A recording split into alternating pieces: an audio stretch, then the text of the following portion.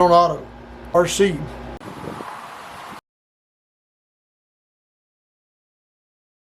Hello guys, my name is Larry, and first off let me thank you for stopping in the channel today and taking the time out of your busy schedule to watch this little bitty video.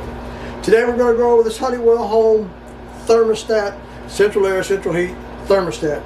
Now this is a T3 programmable thermostat, and it will be using, in the application today, it will be using a 4-wire hookup. Now it's also used in different applications. Honeywell makes many different models of this. There's many different brands out there in Filtrete, Honeywell, Orbit. Man, there's just so many of them. But I switched over from Filtrete because I couldn't get them to this Honeywell, and I'm going to be hooking this one up. So stick around, let me show you how it's done and how to set it up basically. Not really going into a really in-depth, but just all the basics of this thermostat itself. So stick around, let's make this happen. Let me start off with saying we're probably going to have a little background noise because I am in the office and we have an AC running about 5 foot behind us. So bear with me, we'll try to get you through this as fast as possible. And this is what you get when you buy it. It'll come just like this from actually a Home Depot is where I purchased this one at. Box you see will be taped up on the ends, and we'll slide this baby right out of here. We'll say we will slide this out of here. There we go. Now on the original outside packaging, it'll say Honeywell T3 programmable thermostat 5-2-day scheduling, and it will say a few other things: system control, heating and cooling functions, auto change from heat to cool. I don't know that I like that. Backlight display. Everything you see on top of the package is right there. There's a serial number on the side of it. What's it say here? Your schedule, your way, heat, cool, auto change. I don't like that auto change feature. Smart response, compatible with most systems. Okay, now let's get to the item itself. First thing you see when you open it up is this installation manual, operating manual, whatever you want to call it, booklet, and thermostat.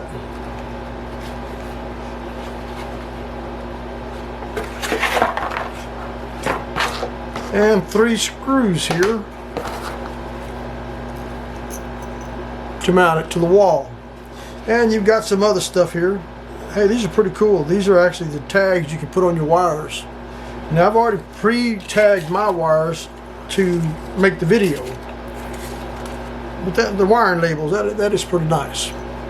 Now you should also have the little nuts, or what do you call them, the screws go into the countersink into the sheetrock. I forgot what they actually call them, but I'm sure you know what I'm talking about. Little plastic things, you drill a hole, slide them in, and the screw goes in it. The anchors, plastic anchors. You get this out of the way. Now let's get over here to the thermostat. First thing you're going to do is we're going to pry this back off of here. For some reason or another, this looks darker than this. It makes you want to believe it's used, but that's the way it came. Take you something and pop that out of there, just like so, and set your thermostat to the side for right now. Now if you see on the back here it says pull, right at the top, there you go. Now what we've gotten into is the area where the wires are going to be hooked up. Now your configuration may be a little different, but in this situation right here that I'm working on, I've got 4 wires set up, and I don't have this actually hooked up on the wall, but what I've done is I've taken 4 wires here and I've labeled them because I did not know that inside the kit were the labels you could label the wires with. I'm going to use this one as green, yellow, even though it's white, red, even though it's brown, consider this to be red, and then a white with a blue tracer. This is going to be my white wire. Now if you look here at the wiring block itself, you will see that here's yellow, here's green, red, and white. And if you look at it closer, you see that they're grayed out. Right there, 1, 2, 3, 4, 5. 5 grayed out ones. But you're going to use the red, the white, the yellow. C is common, and green is ground.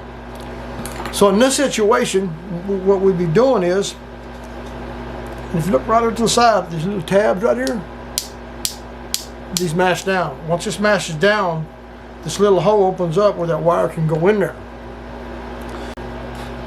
Alright, after you've got the insulation stripped off your wires, you're going to want to go ahead and continue to hook these things up in the proper places. Now, this wire would actually be coming in from the back side. This will be mounted up on the wall. Say if this was the wall and this would be mounted here, you would have a hole drilled through here, and it would go through this thermostat. The wire would run through here and come out here, and then you would make all your connections. So we're not doing it the way you would actually be doing it if you was installing it on your wall in your home.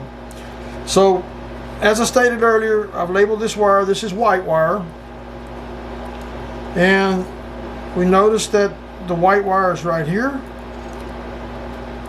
You don't really, you see how that went right in there? You don't have to push that down. I'll release it and show you again. As long as you got that wire stripped off of there and you got it in the right hole, slide it straight in there, and you see that go back down, and push it back up, and the wire, give it a little tug, and you know you've got that in place. Now this is a yellow. So the yellow is going to be right up here. Same thing, run it around, stick it in the slot right there. I'm trying to get it where you see it. See, that one didn't go in there easy enough. Push it down, snug, pull it out. Okay. Now that's what we got. We've got the green wire going to green. This is actually yellow, according to the label. Yellow going to Y. White going to W. And let's see here. Red going to R. So you got the 4-wire setup there. You will not need another wire for this thermostat to control the unit, or the unit that we're actually working on. Now again, if you want to release these wires, just push the buttons, pull them out. Little buttons on the side, pull them one by one, and they come right out. What I was trying to convey, the message I was trying to convey earlier, is if you're trying to, if this is coming through your wall, then you would hook the wires up, put them back inside here like so. After they're all in place. This is a little confusing, being I'm not doing it on the wall itself. So after you have it run through the wall, hooked up here, wires all attached to the correct positions, and you're able to close that. Pretty self-explanatory there. Just keep in mind that you're going to want to really look at your old thermostat that you're taking off the wall and find out where each one of those wires are going and where they come from, and put these little labels that came in the box that I showed you earlier on your wires. Your yellow, your green, your common, your red, the white, and in some cases you'll use the RC. And it may be jumper, 2 wires or 1 wire, but in our application it's yellow, green, white, and red. Pretty simple. Now say you've got all this hooked up on the wall. Next thing is going to be the thermostat itself. Now this is already going to be mounted on the wall, and you see the little notch here? It's like so. Then you're going to take your thermostat and you're going to push it right on top just like so, and it's going to lock in place. Now this is already going to be mounted on the wall, so you're going to have your thermostat already set up, ready to go. Now comes the part of turning it on and setting up configuration on it.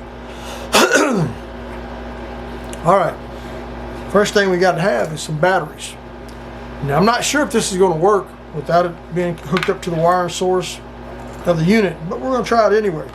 I'm just going to give you some of the basic steps anyhow, nothing in depth. Alright, we see that it's showing 2023. Now I know there's going to be some glare there. Now let's hit select. Now we see the month is July. So it's doing pretty good there. July the 18th. Hey, that's the date. You can set that to 12 hour or 24 hour. And I'm going to leave it on 12. I like that. I'll hit select.